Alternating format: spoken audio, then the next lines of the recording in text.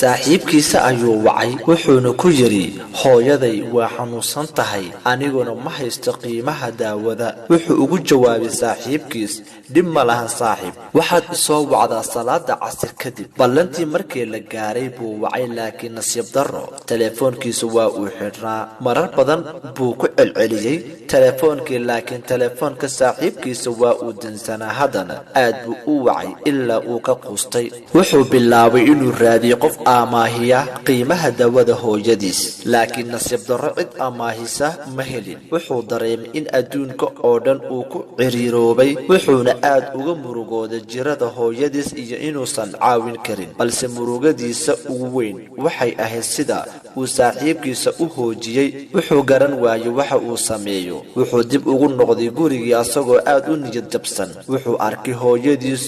oo huruda oo nasinyo wajigeeda ka muuqda oo ay agtaalo bac ay daawo ku jidho farxad iyo amakaag baa kala jiirtay wuxuu u tegay walaashis wuxuuna weydiiyey qofka daawada keenay waxay ku tiri saaxiibkaaga ayaa yimid asagaana soo keenay daawada wax yar ka hor ayuuna halkan ka tagay farxad buu la qoslay ilmo ayaana indhihiisa ku soo istaagay gurigii ayuu ka soo orday asagoo raadinaya saaxiibkiis ilaa uu ka arkay wuxuu ku yiri waan ku soo wacayay ilaa galabtii telefoonkaagana waa xirnaa maxaa kugu dhacay saaxiibkiisa ayaa ugu jawaabay waan iibiyey telefoonkaygii waxaana lacagtiisa ku soo gaday daawada hooyo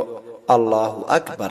saaxiibtinimada ma aha liiska dheer ee dadka kuugu jira telefoonkaaga ama buugaaga ama facebookaaga balse waa dadka kula garab taagan taageero waqtiyada aad tabar daran tahay fallan haddaad dhammaysatay sheer garee oo gaarsii asxaabtaada